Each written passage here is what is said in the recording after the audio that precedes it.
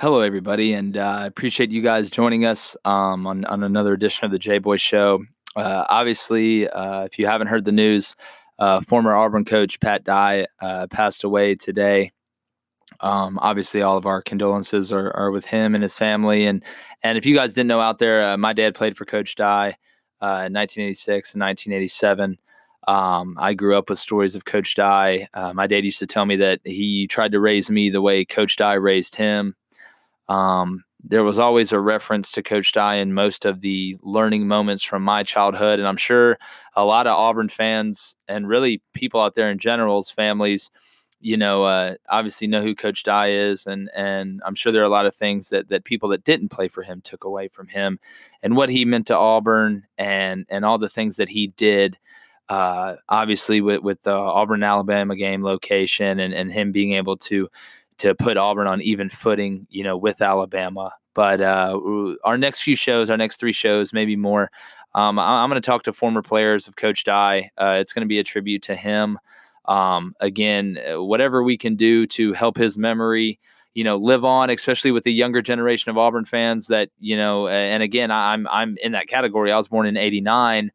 So I really don't remember Coach Dye's coaching days. I feel like I do because my dad told me everything about it. But I would love for everybody to get some perspective on who Coach Dye was, what he meant to Auburn, what he meant to his players, what he meant to the fans. And just again, it's something where our condolences obviously go out to the Dye family, especially from the Crane family. And again, we hope you guys enjoy listening some stories about one of the greatest Auburn men in the history of our little spot of land here in the United States. So I appreciate you guys joining us tonight. For part one, we're going to have Benji Roland on. Obviously, he played for Coach Dye in the 80s, and we're going to get some stories on him and just kind of what he meant. So again, I know it's a somber topic, but I appreciate you guys joining us. Obviously, you can find us on Twitter at the Jboy Show.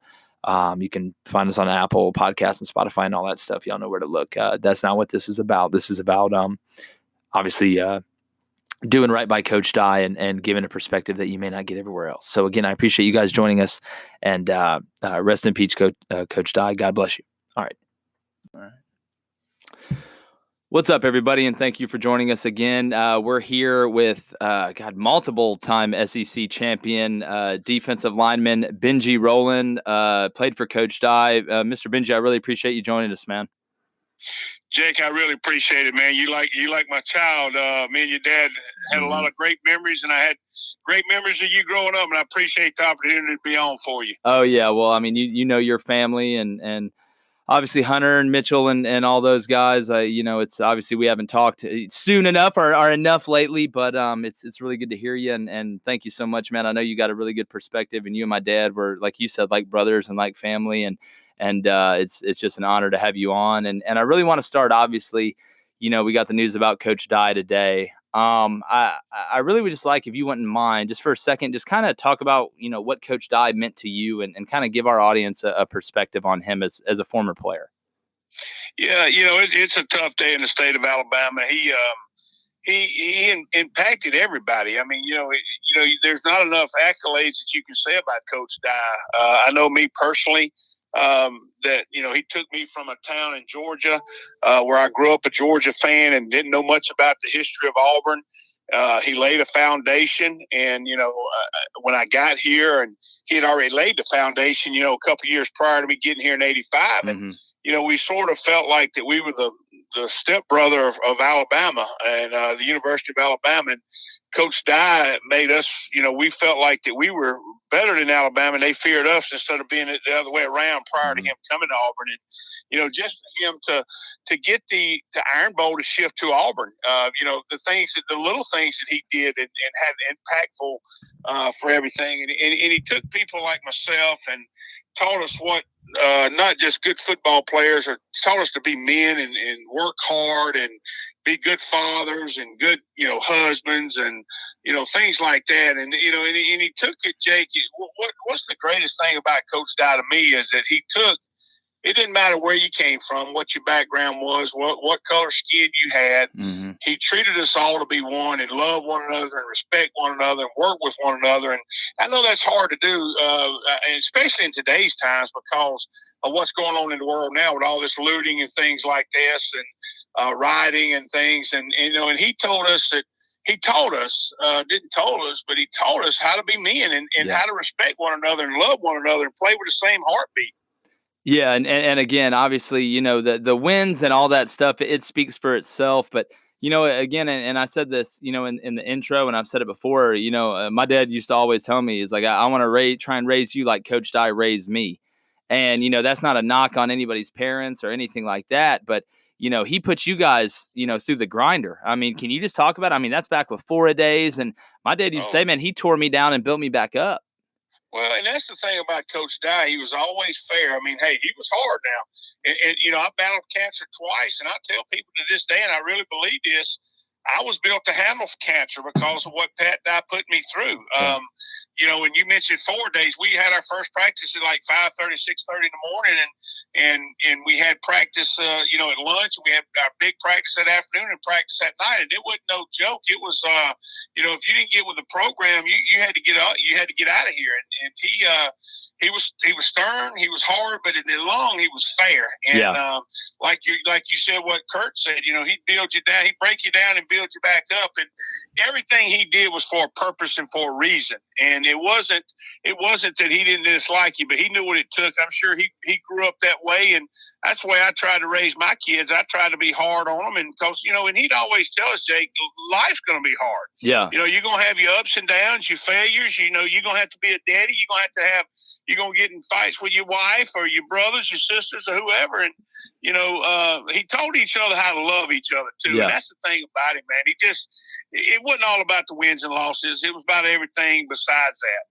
Yeah, and again, it's something where you never ever hear a story about a player not respecting Coach Dye, and it's something where I always, even in the pale comparison of my coaching career, the 9 years that I did it, I used to use the things that my father told me that he used to talk about, and one of the things he used to say is that you would, practice could be hard, you could have a bad practice, you could be not playing well, but you'd never leave the field with him mad at you or you mad at him. And to me, that just speaks volumes about, what type of person that he was. And to me, again, it's something to where no wonder every player loved him.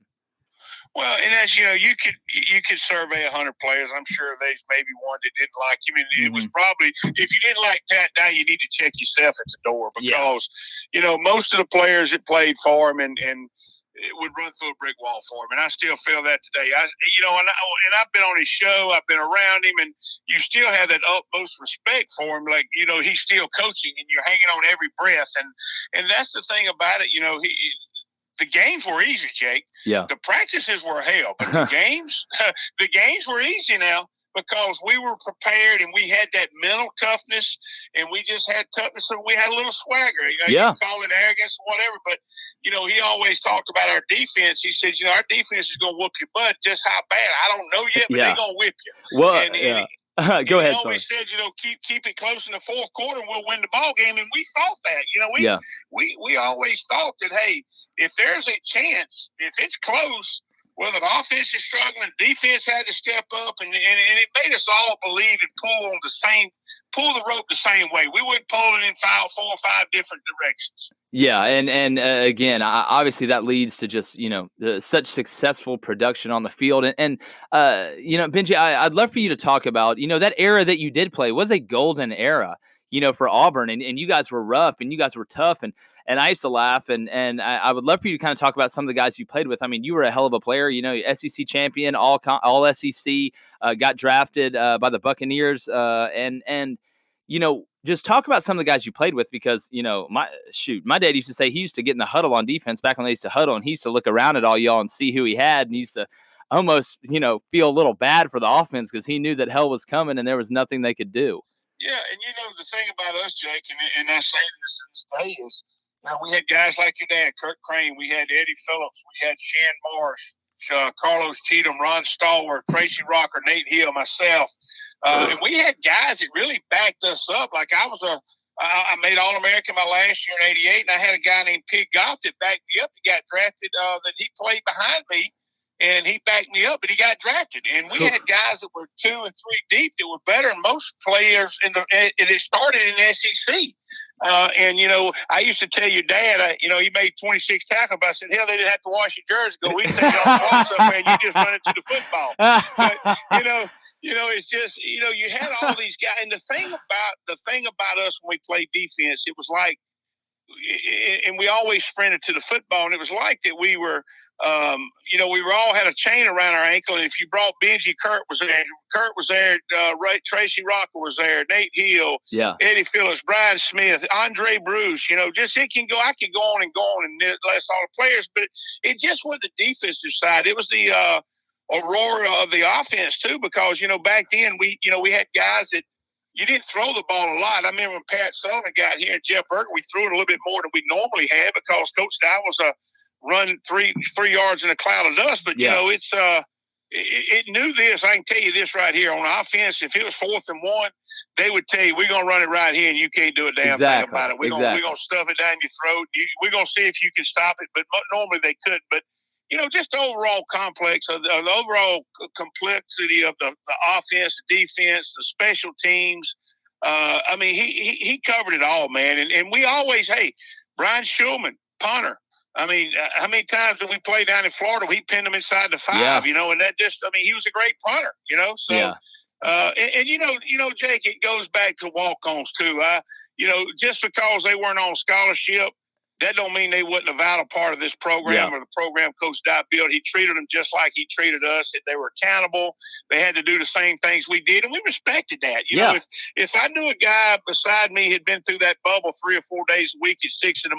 where they worked you like crazy, I knew that they were tough and they had your back and they'd get in a foxhole with you. And that's what it all boiled down to. Yeah, I think that's a great way to put it. Do you have, and I'm sure you do, can you give me, and I know there's some you can't tell me, can you give me a great Coach Dye story or a great story from your playing days that our audience would find, they'd find interesting?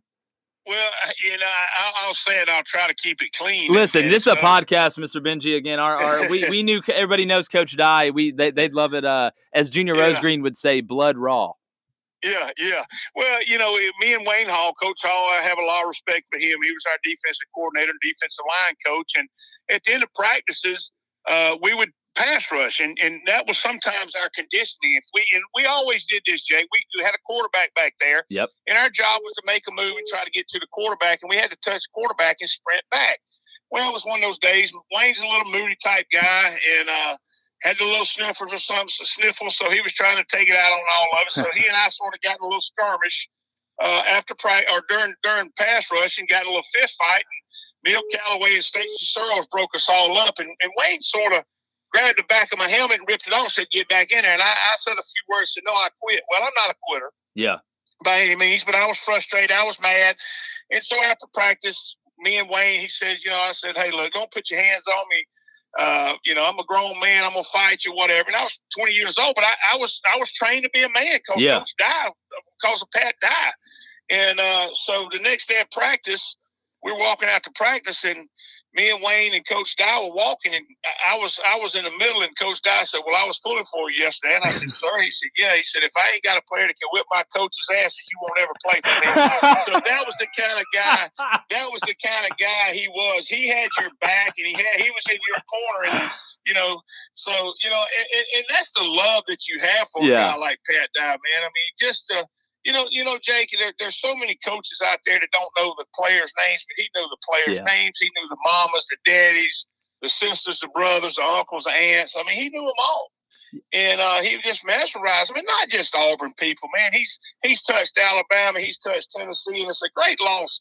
It's a tremendous loss for the whole conference and the whole world, to be honest with you. Yeah, that's exactly right. And again, those are the stories, though. And again, those memories will live forever. I mean, obviously, Coach Dye is on the Mount Rushmore of Auburn. But, I want to go back to something that you said earlier. And it's the kind of the thought that Auburn was the little brother of Alabama, really, until, Coach Dye was the one that stood up to him. And, when you stand up to somebody, you got to be able to cash it in. And that's exactly what he did. And And can you talk about, because again, I know I keep referencing obviously my father, but he used to say he remembers when he got to Auburn that, they didn't think that they weren't allowed to walk on the same side of the road as Alabama was. And by the time, he had gotten settled in, he knew exactly, what was going to happen. Can you just talk about that mindset and how Coach Dye used that? Yeah, and I think that, I don't know Coach Jordan. I heard he was a great person, a great coach, but Pat Dye, when he got here, in 80, 81, whatever the first year was, I think Barry Bryant knew it because he had worked with Barry Bryant, and he knew that he was going to be a guy that tried to build a program like Barry Bryant did, and look at the success he had. So, I think that what he did is instill in the people to believe in what he was trying to build. And like your dad said, and it's been told so many times, they thought they were superior than Auburn. I mean, they, like you said, we couldn't be in the same room with them. We couldn't be in the same conversation with them. But the roles reversed when Pat Dye was here because he instilled the belief and the hard work and the preparation and all that goes into football and life and everything. And he instilled it in Auburn people and gave them hope. We actually became the superior program in the state of Alabama in the 80s. And, Tuberville won 7 with him. So, and it, you have to have that belief, and, that goes a long way, belief, prayer, and, doing the right things, being accountable. And he held everybody accountable, whether it be the managers, the coaches, the trainers, or whoever it was and everybody was on the same page. And if you didn't want to be with the program or on the same page, then you need to hit the highway. And that's how he built his program. Exactly. And again, it almost like it turns into a machine. I mean, you either conform or you won't last. And that's how you want it. I mean, that's how you want a successful business. But can you, Benji, give me one of your greatest on the field memories, whether it's a play you made or a huge play in a huge game? What's something, I asked Rob Pate this, what's something that, before you close your eyes at night, it kind of flashes in your brain a little bit? Well, it's not a play, but it's probably a game. We got beat in an earthquake game down to LSU, and I felt like that we were the best team in the country. If we'd have won that ball game, we'd have played Notre Dame in the Sugar Bowl, and we were a stop-the-run type team, and we'd have matched up pretty well against Notre Dame, and we'd have, I think we'd have beat them. But that game sticks out the most because we led most of the game. We had some opportunities. We didn't play very well on offense, and I played 89 snaps on defense, and that's a lot. It's like usually you average about 55 or 60 plays a game, and it's just one of those games where it came down to the last second, and people don't realize this. If you look at, and not calling anybody out, if I wasn't so tired and got a little push up the middle, Ron Stallworth makes the sack. If Smokey wasn't so tired, he collisions Eddie Fuller out of the backfield and knocks him off his route, and he finds a soft spot in the zone. But, nobody, that sticks out to me the most because I thought we were the best team in the country, and that's what I came to Auburn to do, was play for championships, and we won the conference, but to play for a national championship, we never got that opportunity while I was here, but I felt like we were some of the better teams in the country, and we faltered somewhere down the road. But that sticks out the most to me is the earthquake game down in LSU. Yeah, and again, I don't want to bring up all bad memories, but let me ask you this: since that is a memory that's kind of in the forefront, did that make watching Wes Byram kick that field goal against Oregon to watch Auburn win the national championship, even though you weren't playing, that had to did that maybe kind of heal that wound a little bit just to see it actually happen? I think that's a great point, Jake. I had all my family out there, and when they kicked it, I was so ecstatic and elated because I was just overcome with joy because I told my kids at the time, they were young, but I said, look, we might not ever get to witness this again. Yeah. And for me to be able to witness that, that we did beat them with a field goal or however it is, to win a national championship was very special. And I was glad to see that Auburn, because we've deserved it other times, like, in the Miami, I think they rewarded them with national championship rings, Jeff Berger and some of those guys. I think your dad might have been a part of that team. I'm not sure. I know he transferred in from Memphis. But, just to see that, and listen, Auburn's going to be here a lot longer than you and me and anybody else. And I'm glad they gave me an opportunity to coach Dye because I grew up a Georgia fan. And that's all I want to do, play for Georgia. And we got crossed in some recruiting things. And Coach Dye stuck with me. And I'm so glad he did because it was the best decision I've ever made to come to Auburn University. Yeah, and again, it's an amazing place, and especially if you live there. Like in my case, obviously growing up there, it's an unbelievable place to grow up. And speaking about Auburn now, they've done some good things. Coach Malzahn's done some good things, but when I hear you talk about back in the '80s and the late '80s when it was 4th and 1, and you knew where Auburn was running it, you still couldn't stop it. And I think that's something, and again, obviously not trying to degrade anybody, but the truth is the truth. I think that's something, obviously, that Auburn has struggled with here recently. And, do you see, kind of how do you see the program right now as a former player that had a lot of success during a golden era? Well, what's your kind of take on where Auburn is right now as a program? Well, I think that you hit it on the head. If you don't do it Monday through Friday, you're not going to do it on Saturday. And that's a mindset. It's just different philosophies of Malzahn and Dye's. Malzahn at 4th and 1, we sometimes run a trick play. I don't understand that, but maybe he sees something I don't see.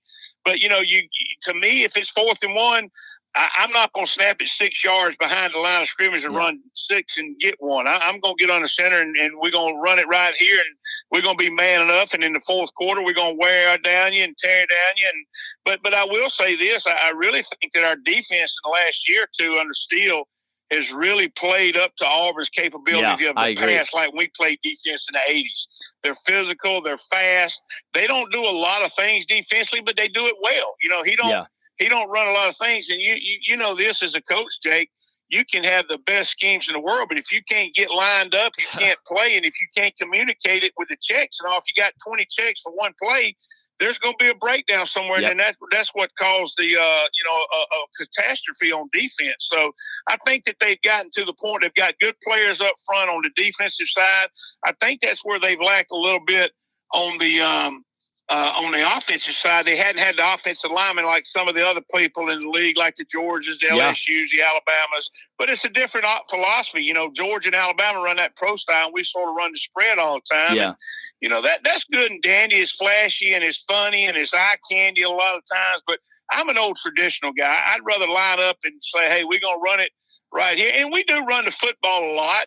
I just wish that, we would do some other things besides trying to trick people on early downs and things like that. But that, Gus, that's why they pay him $7 million. He knows a lot more football than I do. Yeah, and again, it is something. And I mean, just even if you're a guy that is not super connected, what I'm saying, that's just a casual fan. You can see those things because, again, if you watch the teams that make it to the end, and I think actually Oregon is a really good example this past season of what you can do if you can line up and run the ball, because Mario Cristobal got a little bit from Saban. I know he's an O-line guy, but Oregon was unreal up front. They were great at running the ball. Clemson, they can run the ball when they have to. Alabama and Georgia's whole offense is built on running the ball.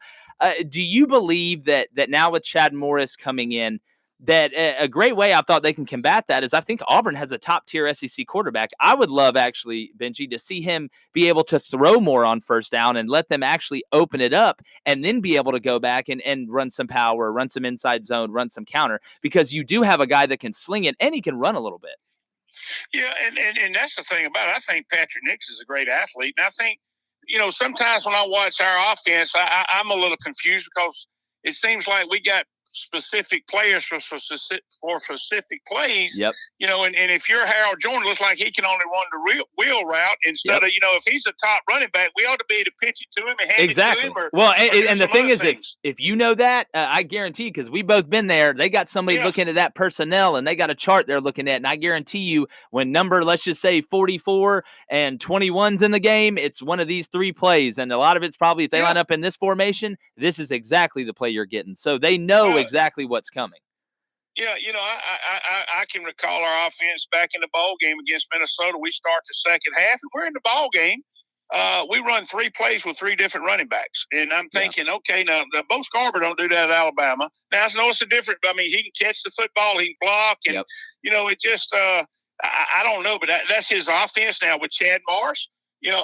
If Chad's calling the plays and Gus is totally out of it, I don't know if it's a different philosophy. I know that he was at Clemson and had some success, but and I'm not knocking ACC, but it's a little different than over at Clemson when you're lining up against 4 or 5 people that you're going to beat with just athletic. But when you line up against Georgia, LSU, Alabama, Mississippi State, Arkansas, and Texas A&M, it ain't always that easy. Yeah, It's well, just a little bit better, different caliber football on this side. And I'm not knocking ACC. it's the truth. It's like they say, yeah. it's in the SEC, man. It ain't no walk in the park over here. No. Well, I can tell you this, Jake. When I played, some of the sorest games that I played in was against Mississippi State because they were a run first football team, and it was they had those guys back then at 320. And you didn't really heard of them back then in the 80s, but they wallowed on you a little bit and tried to wear you down and hit you in the mouth a little bit because they had a little Jackie Sherrill in them, and so it's a little different now. What Chad do, I don't know. I remember when Chad was there. He had I guess he had Watson, the quarterback, that's with the Houston Texans. Yep. But over there, it's really a 2-team league, 3 teams. Back then, Miami, Florida State's down. Yeah. North Carolina's on the rise. I think that they got a little momentum. And I'll be honest with you, if he turns it loose. And I agree with you. I think Bo Nix, I would like to see, and I'm not a quarterback coach, but I'd like to see somebody take the fundamentals of Bo and get them better. Because a lot of times he looks like he's throwing off his back foot, throwing off the run. But I know he's very talented. But I'd like to see, and maybe another year under the belt of Chad Morris, he's going to work on some of those things that people see. Yeah, and I think too, if Bo can have confidence in an offensive line that he can actually sit in there and go through one more than one progression without getting the slobber knocked out of him. But and again, you're right. It does look like he fundamentally, and again, I think a lot of it is tied in the offensive line. Obviously, I don't think Bo Nix is perfect, but I think Auburn has a group of receivers that's coming back that are going to be pretty talented. There's some young guys that are pretty talented, but at the end of the day, as well as I do, Benji, it all comes down to up front. And I say it all the time. And, again, the offensive stuff is flashy. Receivers are flashy. And I coach DBs. You know what I'm saying? But I sure as hell know that if that defensive line is pretty good, it makes my DBs look a whole lot better. Well, when I played at Auburn, and we didn't run but one defense. It was called gap defense, and we didn't blitz much. Yeah. And the reason why, because and I'll tell you a story. We played Alabama down there, and Ron Stallworth had 2 or 3 sacks against Alabama down in Birmingham, and heck, we ran we called something called 50 drop off, and I would engage in the center and drop off and take the under route or the tight end or back or spy, whatever. And Ron Stallworth had a sack with a 2-man rush. And when you can do that, you're pretty damn good. And so you don't have to blitz and put your people out there on the island. And, a good defensive front will make an average cornerback look damn good. Exactly. And I will tell you about Auburn's offense. I wish they would incorporate, which I'm not a coach. I'm just watching. I love the game. Well, you know what the real thing is. You know the difference. Well, and the thing I'd like to see our offense throw the football over the middle a little bit. It looks like we throw it 2 yards to try to break a tackle and gain 8. But I always like the tight end, and I know we've signed tight ends this year. I don't know how they'll incorporate that in their offense, but surely they got a plan because I would like to see them. Georgia does a great job with the tight end. Alabama's always had great tight end uses. Texas A&M will get that set sometimes. LSU gets in it. The Moss kid, Randy Moss's son, he was a tight end guy, flex out, athletic guy, and put get a little mismatch there on the linebacker or safety or something like that. This an athletic guy, and let Nix throw the football a little bit across the middle. Not, to me, when you can do all that and you can go from 1 to 2 to 3 reads on a passing route, have the time to do it, that's what makes you go. Joe Burrow, he didn't throw it his number one receiver. I mean, he didn't throw it his first read every time. No. He had the progression down, check down, look at number 2, look at number 3, and then throw to that safety valve sometimes, Exactly. And I think that's something, if you look at the good Auburn teams, there's always, it's almost like, you have a successful man, there's always a strong woman behind him. You have a successful offense, there's always a good tight end in there. And if you look, even Minnesota in the bowl game, what they did to Auburn with the tight end. But I always used to say, and we're both defensive guys, I always used to compare it. If you got a tight end that's really good, it's like having a center in basketball that's dominant. I can have a guy I put on him, but especially down in the red zone or close to the basket, the advantage is all yours, and that's where it counts. Well, when I was into coaching, over at Auburn, and the way I looked at it too, just like you said, I'm an old traditional guy where I like a fullback, a tailback, and I know you can still get to the spread a little bit out of that, but I like for them to defend the fullback, the tailback, the tight end, and the 2 receivers. I just don't like to. It seems like sometimes we we throw it to a quarter of the field. The hash is out. It's all we throw. And, I think that there's more opportunities when you get mismatches. Yeah. And they might not have had those. They might go into a game plan, and they might not be comfortable with Bo Nix. I don't know. I don't sit in their meetings, but I know he's an athletic kid, and I think he's a smart kid. Patrick did a great job. I mean, won 2 state championships. I saw him compete at that level, and he understands the game for sure.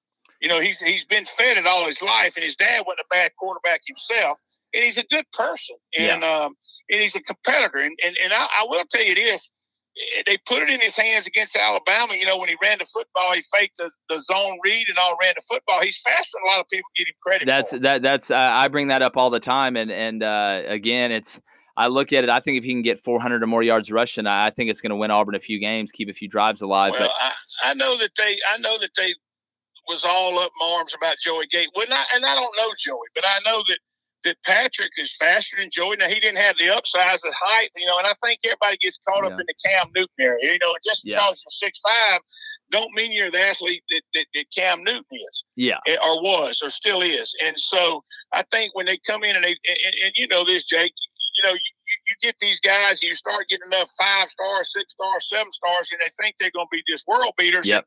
They get a little humble when they come to Auburn. Exactly. There's a lot of 5-stars or a lot of 3-stars that knock your chin strap off, Yeah, and those are the guys that know they have to earn it, too. I mean, those guys that weren't as highly rated. But well, when I came through it, we didn't have 5-stars. We were blue chippers, and I was fortunate enough to be rated one of those. I didn't know what the criteria was, but we won a lot of football games with blue chippers and no chippers and, potato chippers, whatever you want to say. We won a lot of guys that fought their ass off and went out there each and every day and tried to get better and wasn't scared of nothing and practice like the devil. And that's what the life's about, man. You got to go out there and roll your sleeves up and go to work. Yeah. Well, Mr. Benji, I really appreciate it, man. I got to have you back on as we get closer to the season, and I'm going to swing down to Auburn and see you guys. But like I said, I really appreciate you joining us, man. And again, talking about Coach Dye, and I really appreciate you. Jake, I appreciate you. Like I say, I love you, man. You're part of my family. You're welcome in my house anytime, and I hope you have a years of success. And I love you, brother. And I'm here anytime you need me. Yes, sir. I love you too, and tell everybody back in Auburn, we love them as well, and we'll see you soon. We'll link up, and again, I got to have you back on, man. All right, thanks, Jake. Have a great day. All right, Mr. Benji, thank you. See you soon. All right, bye-bye. All right.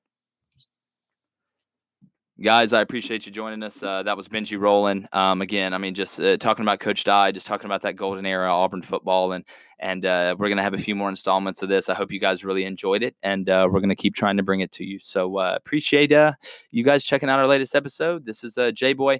Rest in peace, Coach Dye. We love you. All right, Jboy's out.